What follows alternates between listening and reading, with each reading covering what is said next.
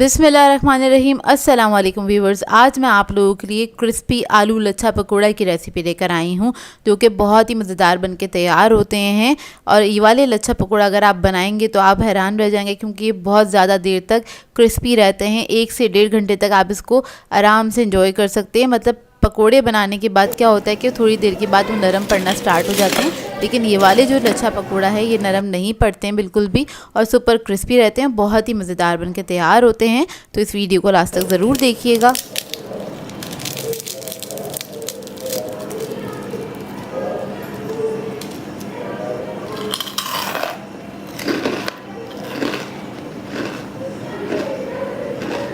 अगर आप मेरे चैनल पर नए हैं तो मेरे चैनल को सब्सक्राइब करें, साथ साथ ऑल नोटिफिकेशन को क्लिक करें। इससे आने वाली मेरी हर नई वीडियो की नोटिफिकेशन आपको सबसे पहले मिलेगी। वीडियो अच्छी लगे तो लाइक एंड शेयर करना ना भूलें। तो चलिए ये वीडियो स्टार्ट करते हैं। तो यहाँ पर मैंने 2 बड़े साइज़ के आलू ले लिए हैं, उसको मैंने पील कर लिया था और धो लिया था। उसके बाद हम एक स्लाइसर ले लेंगे। अगर आपके पास स्लाइसर मौजूद है तो आप स्लाइसर से भी इसको स्लाइस कर सकते हैं, नहीं तो आप हाथ से भी इसके स्लाइसेस कट कर सकते हैं। और आपने थिन स्लाइसेस कट करने हैं, बस इस बात का ख्याल रखिएगा। तो हमारे ये स्लाइसेस जो हैं वो कट हो गए हैं। मैं आपको दिखा देती हूँ कितना थिन मैंने इसको कट किया है। ये देखिए, इस तरह से इतने थिन कट होने चाहिए स्लाइसेस। इसके बाद क्या करेंगे, इसकी हम जूलियन कट कर लेंगे। तो आलू ले लेंगे और इसको बस आपने इस तरह से जूलियन कट कर लेना है। बिल्कुल बारीक बारीक आपने काटना है, ज़्यादा मोटे नहीं काटिएगा, नहीं तो क्या होगा, लच्छा पकौड़ा अच्छे बनके तैयार नहीं होंगे, क्योंकि आलू के अंदर काफ़ी ज़्यादा नमी होती है। और अगर आप मोटे आलू से बनाएंगे तो ये क्रिस्पी बनके तैयार नहीं होंगे। तो देखिए इतने बारीक होने चाहिए ये। इसी तरह से सारे आलू मैं कट करके रख लूँगी। अब एक बाउल ले लेंगे और उसके अंदर ये सारे आलू ऐड कर देंगे। और इसको मैंने धोया नहीं है, धोने की ज़रूरत नहीं है। धोने से क्या होगा, इसके अंदर और मज़ीद पानी ऐड हो जाएगा, तो फिर आपको पकौड़ा बनाने में मुश्किल होगी। अब इसके अंदर हम नमक ऐड कर देंगे 1 टीस्पून के बराबर। कुटी हुई लाल मिर्च ऐड करेंगे 1 टीस्पून।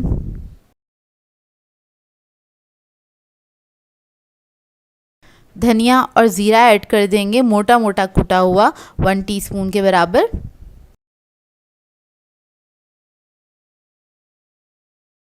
अदरक लहसुन का पेस्ट ऐड करेंगे 1 टीस्पून। हरा धनिया ऐड करेंगे इसमें 1 टेबलस्पून।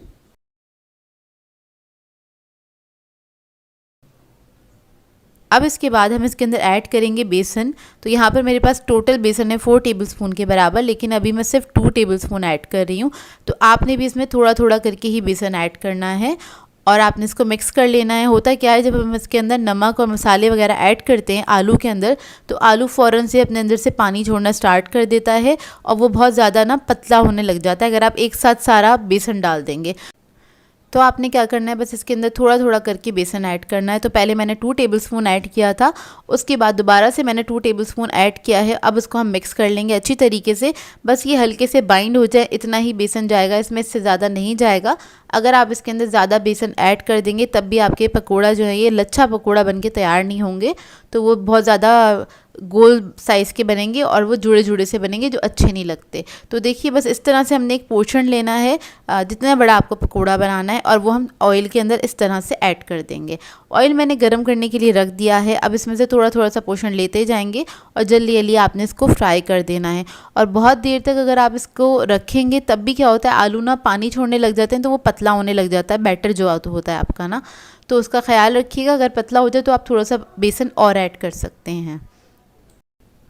पकोड़े तेल में ऐड करने के बाद आपने फ़ौरन से चमचा नहीं चलाना है। जब आप देखिएगा थोड़े से स्टेबल हो गए हैं, उसके बाद आपने इसको अलट पलट के फ्राई कर लेना है दोनों साइडों से। तो एक साइड से देखिए थोड़े से स्टेबल हो गए थे, कलर आने लगा था, उसके बाद मैंने इसको टच किया। अगर आप पहले से इसको टच करेंगे तो क्या होगा, ये बिखरना स्टार्ट हो जाएंगे। तो देखिए बस ये फ्राई हो गए हैं। इसको फ्राई होने में 3 से 4 मिनट लगते हैं और उसके बाद आप इसको निकाल लेना है।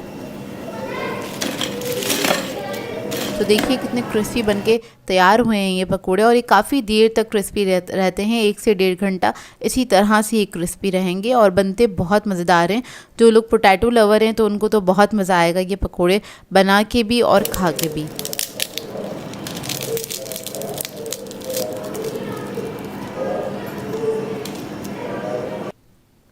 तो ये देखिए इसका अंदर का लुक कितने क्रिस्पी बन के तैयार हुए हैं। और इस रेसिपी को ट्राई करें तो अपना फीडबैक ज़रूर दीजिएगा, मुझे बताइएगा ज़रूर कैसी लगी आपको ये रेसिपी।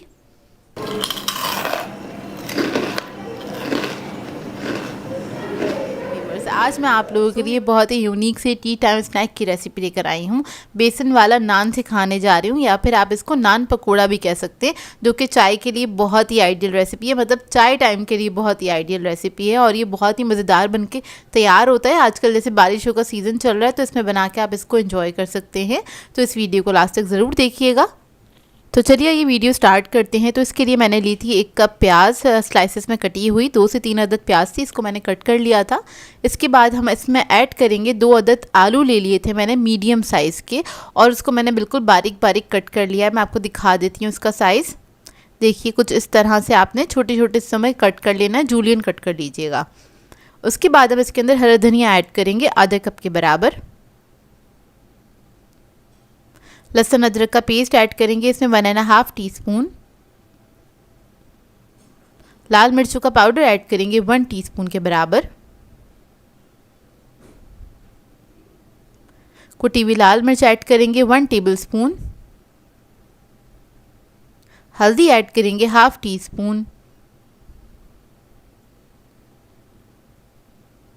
कलौंजी ऐड करेंगे 1/2 टीस्पून।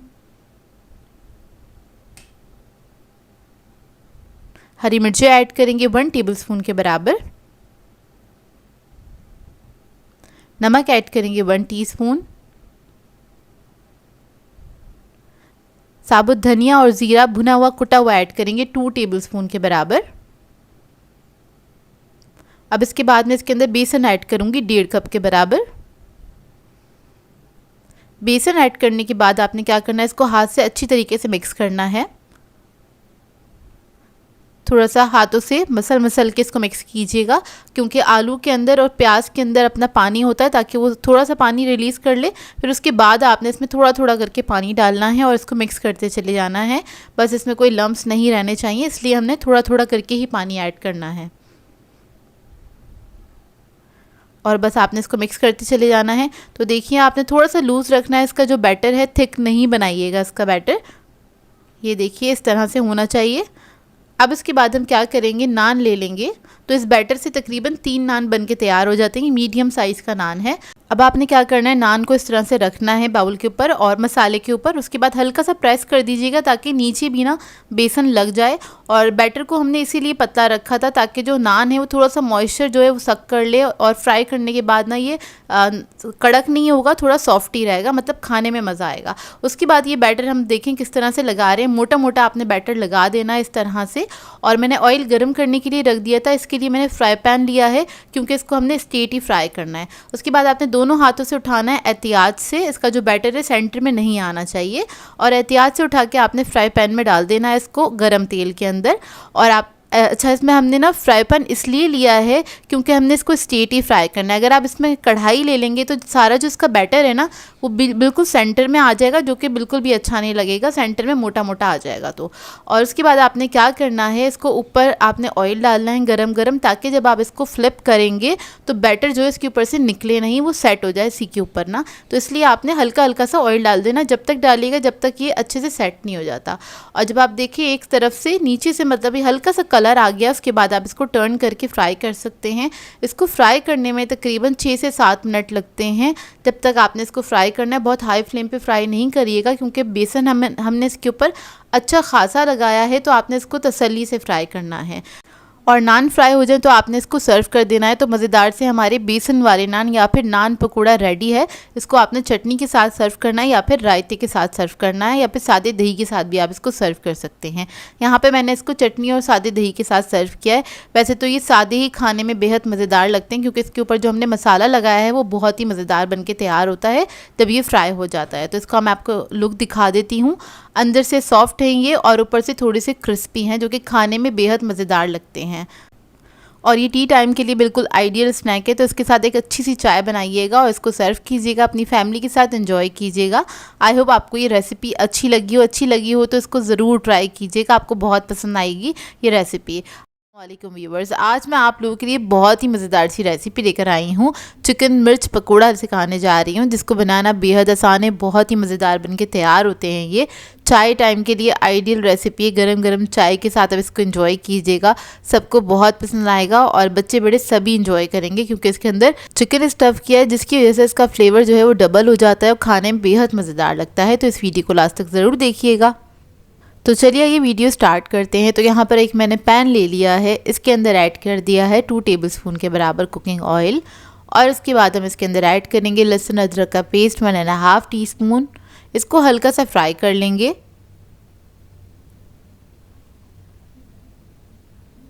जब ये फ्राई हो जाएगा फिर इसके अंदर हम ऐड करेंगे 1 कप प्याज, बारीक चॉप किया हुआ प्याज है ये। इसको हम फ्राई करेंगे ऑयल के साथ, बस हल्का सा इसका कलर चेंज हो जाए जब तक इसको फ्राई करना है।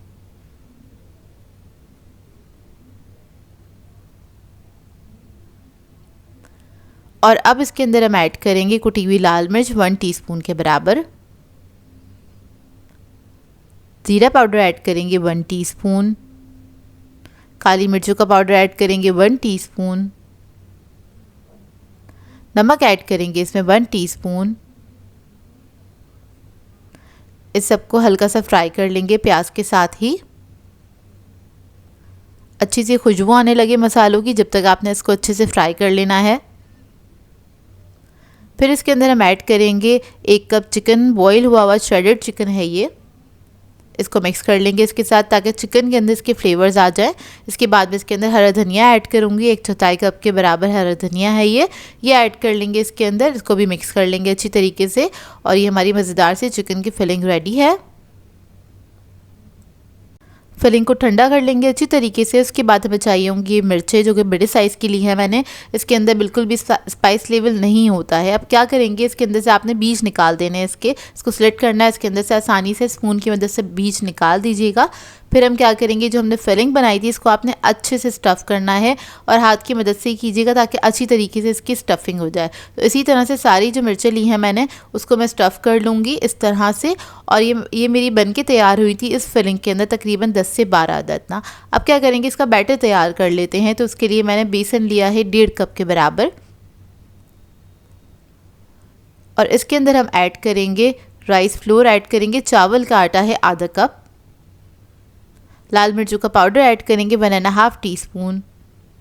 नमक ऐड करेंगे 1.5 टीस्पून। ज़ीरा पाउडर ऐड करेंगे 1.5 टीस्पून। लहसुन अदरक का पेस्ट ऐड करेंगे 1 टेबलस्पून के बराबर।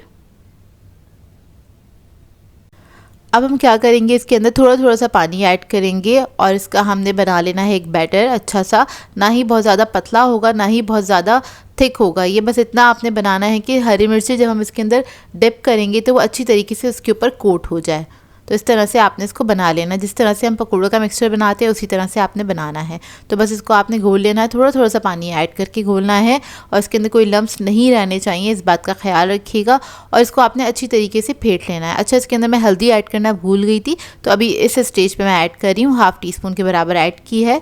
और इसको आपने अच्छी तरीके से फेंट लेना है। और फेंटने के बाद आखिर में हम ऐड करेंगे इसके अंदर बेकिंग सोडा 1/2 टीस्पून के बराबर, और इसको भी हमने मिक्स कर लेना है अच्छी तरीके से।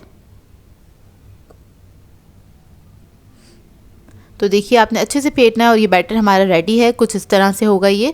अब इधर मैंने एक लॉन्ग ग्लास लिया है, ताकि हरी मिर्ची जो है हम इसके अंदर अच्छी तरीके से डिप कर सकें, और डिप करना आसान हो जाएगा। इस तरह से मैं आपको दिखा देती हूँ। तो इस तरह से हम डिप करेंगे, और ऑयल हमने गर्म करने के लिए रख दिया था, तो गर्म गर्म ऑयल के अंदर हरी मिर्चों को हम ऐड कर देंगे। देखिए इस तरह से आपने ऐड कर देना है। बैटर को बहुत ज़्यादा थिक नहीं करिएगा, अगर आप बहुत ज़्यादा थिक कर देंगे तो इन्हें हरी मिर्ची बहुत ज़्यादा हैवी बन के तैयार होंगी, और इसका जो बैटर है कुछ ज़्यादा ही इसके ऊपर लग जाएगा, तो खाने वो मज़ेदार नहीं लगेगा, बहुत मोटी मोटी सी बन के तैयार होंगी। तो थोड़ा सा आपने ना इसको रनी ही रखना है, मतलब थोड़ा पतला ही रखिएगा, बहुत ज़्यादा थिक नहीं रखिएगा। अब हरी मिर्चों को हम फ्राई कर लेंगे दोनों तरफ से, अच्छी तरीके से इसको मिक्स करते हुए आपने फ्राई करना है, ताकि इवन कलर आए इसके ऊपर। और जब कलर आ जाएगा तो आपने इसको निकाल लेना है। बेहतरीन बेहतरीन हरी मिर्चें ये बनके तैयार हुई थी। मिर्च पकौड़ा आप लोग ज़रूर ट्राई कीजिएगा इस रेसिपी को और अपना फीडबैक ज़रूर दीजिएगा। यहाँ पर मैं आपको कट करके दिखा देती हूँ। ये देखिए इसका अंदर का लुक, और बहुत ज़्यादा बेसन भी नहीं इसके ऊपर कोट हुआ है, जिसकी वजह से इसका टेस्ट बहुत अच्छा आया था। मतलब इसमें चिकन की फिलिंग भी थी, हरी मिर्चों का भी टेस्ट था और बेसन का भी बेहद मज़ेदार सा टेस्ट था। आई होप आपको ये रेसिपी अच्छी लगी हो। आज मैं आप लोगों के लिए बहुत ही मज़ेदार से क्रिस्पी मिक्स वेजिटेबल लच्छा पकौड़ा की रेसिपी लेकर आई हूँ, जिसे बनाना बेहद आसान है। बहुत ही मज़ेदार बनके तैयार होते हैं ये। बच्चे बड़े सभी इसको बहुत शौक से खाना पसंद करते हैं और ये हमारी फैमिली के बहुत ज़्यादा फेवरेट है। मतलब आप इसको किसी भी मौसम में एंजॉय कर सकते हैं, क्योंकि ये पकौड़े होते ही बहुत मज़ेदार हैं। तो इस वीडियो को लास्ट तक ज़रूर देखिएगा। तो चलिए ये वीडियो स्टार्ट करते हैं। तो इसके लिए हमें चाहिए होंगी मिक्स वेजिटेबल्स आप लोग अपनी पसंद के मुताबिक भी ले सकते हैं। तो यहाँ पर मैंने ली है बंद गोभी आधा कप के बराबर, और उसको मैंने जूलियन कट कर लिया था। इधर मैंने ली है आल की प्याज आधा कप के बराबर, वाइट पार्ट और ग्रीन पार्ट दोनों लिया है। गाजर ले ली थी, उसको भी मैंने जूलियन कट कर लिया था आधा कप के बराबर। शिमला मिर्च ली है आधा कप के बराबर। ये दोनों चीज़ें एक एक थी बड़े साइज़ की, उसको मैंने बस कट कर लिया है जूलियन में। अब हम इसके अंदर प्याज ऐड करेंगे 1 कप के बराबर। 2 मीडियम साइज़ की प्याज थी जिसको मैंने स्लाइस कर लिया था। उसके बाद हम इसके अंदर 1 अदद आलू ऐड करेंगे, बड़े साइज़ का 1 कप के बराबर है। इसको भी मैंने बिल्कुल बारीक कट कर लिया है। लच्छा पकौड़ा बनाने के लिए ज़रूरी है आप वेजिटेबल्स को बिल्कुल जूलियन ही कट करें और बारीक बारीक कट करेंगे, तब जाके वो लच्छा पकौड़ा बनके तैयार होगा। तो वेजिटेबल्स को मैंने हल्का सा मिक्स कर लिया। अब इसके अंदर हम मसाले ऐड करेंगे। तो यहाँ पर मैं ऐड कर रही हूँ लहसुन अदरक का पेस्ट 1.5 टीस्पून के बराबर। इसके बाद मैं इसके अंदर ऐड कर दूंगी ज़ीरा और धनिया कुटा हुआ, भुना हुआ और कुटा हुआ 1.5 टेबल स्पून के बराबर। रेड चिली पाउडर ऐड करेंगे इसमें 1 टीस्पून। हल्दी पाउडर ऐड करेंगे इसके अंदर 1/2 टीस्पून के बराबर। फिर इसके बाद इसके अंदर मैं ऐड करूंगी अजवाइन 1/4 टीस्पून। कुटी हुई लाल मिर्च ऐड करेंगे इसमें 1 टीस्पून के बराबर। चाट मसाला ऐड करेंगे 1 टीस्पून। नमक ऐड कर देंगे इसके अंदर 1 टीस्पून के बराबर। इसके बाद इसके अंदर मैं ऐड करूंगी बेसन तकरीबन 1.5 कप के बराबर। तो इसको मैंने छान के रखा हुआ था, वो हम इसके अंदर ऐड कर देंगे। बेकिंग सोडा ऐड करेंगे इसके अंदर 1/4 टीस्पून के बराबर। इसके बाद इसको मैं मिक्स करूंगी। सब्जियों के अंदर भी पानी होता है, तो ज़रूरी है आपने इसको इसी तरह से ड्राई मिक्स करना है। और लच्छा पकौड़ा की एक ख़ास टिप ये होती है, 2 टिप्स हैं इसकी, कि एक कटिंग आपकी जूलियन में कटी हुई हो और बिल्कुल बारीक कटी हुई है। दूसरी टिप ये है कि आपने इसके अंदर पानी बहुत कम ऐड करना है। तो आपने थोड़ा थोड़ा करके पानी ऐड करना है, जिस तरह से मैं ऐड कर रही हूँ।